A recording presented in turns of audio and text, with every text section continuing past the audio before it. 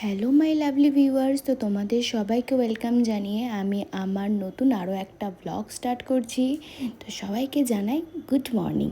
তো সবাই আশা করি খুব ভালো আছো। তো সেদিনকে একদমই ঘুমটা ভাঙছিল না, জানি না কেন এত ঘুম পাচ্ছিল। তো আমি উঠে দেখলাম বড়মশাই আগেই উঠে গেছে আমার আগে, তাই জন্য ঘুমিয়ে লাভ নেই। তাই জন্য আমি যে এনার্জি ড্রিঙ্কটা খাই, আমার মনে হয় এটা খেলে আমার এনার্জি বাড়ে, তো সেটাকে আগে বানিয়ে নিলাম। আর বাইরের প্রকৃতিটা ভীষণ শান্ত ছিল। সকালবেলা তো সেই কোলাহলগুলো স্টার্ট হয় না, তাই জন্য বেশ ভালো লাগে আমার এই প্রকৃতিটা দেখতে। চলে আসলাম একটুখানি নিজের সেলফ কেয়ারটা করতে।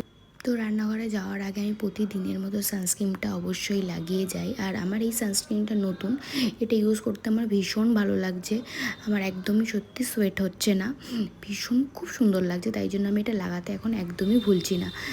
আর এই যে প্রচণ্ড গরম পড়েছে, তোমরা অবশ্যই কিন্তু বাইরে সানস্ক্রিন মেখে বেরোচ্ছ ঠিক আছে, কিন্তু তুমি ঘরের মধ্যে থাকলেও অবশ্যই সানস্ক্রিন লাগানো উচিত। আমরা যারা রান্না করি ডেলি বেসিসে, তাদের কিন্তু এই রান্নার তাপেও কিন্তু অনেকটা ট্যান পড়ে, এটা আমার মনে হয়। তো তারাও কিন্তু অবশ্যই নিজের কেয়ারটা অবশ্যই করা উচিত। আর এদিকে বাইরেটা পুরো অন্ধকার হয়ে এসেছে, বৃষ্টি দু এক পাটা শুরুও করেছে পড়তে। বৃষ্টি শুরু হয়ে গেল, আর কি কালো করে এসছে দেখো। করা যাবে না, জানলা দিয়ে দিই। জানলাটা খুলে রান্না করছিলাম, ওয়েদারটা বেশ ভালো লাগছিল, কিন্তু এত জোরে বৃষ্টি পড়ছে জানলাটা আমাকে বন্ধ করে দিতে হলো। আর সকালে ব্রেকফাস্ট বানিয়ে নিচ্ছিলাম আমি। এইটা মুসলিটা করলাম বরের জন্য, আর একটু কেশর ভেজালাম, কেশরটা ভিজিয়ে রাখলাম ফ্রুট স্যালাডের জন্য। আর আমি ব্রেকফাস্টে খেয়েছিলাম এই শসার উপরে টক দই দিয়ে, মানে পাউরুটির উপরে এই স্যান্ডউইচটা। এরকম মানে নরম ডিমটা সিদ্ধ হয় না, তো এই আজকে নরম ডিম সিদ্ধ হয়েছে, মানে যেটাকে হাফ বয়েল বলে।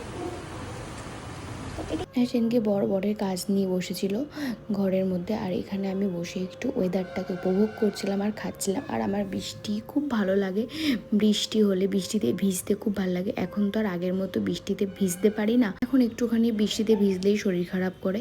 আর ওদিকে বসে বসে আমি বৃষ্টি দেখছিলাম, এদিকে যে আমার রান্না বাকি আছে, তো তারপর ঝটপট চলে আসলাম রান্না করতে। এখানে কাতলা মাছ রান্না করেছিলাম সেদিনকে, আর উচ্ছে আলু ভেজেছিলাম। তো এই ছিল আমার ব্লগ। ভালো লাগলে অবশ্যই তোমরা একটা লাইক কমেন্ট শেয়ার করো। চলো টাটা, বাই বাই।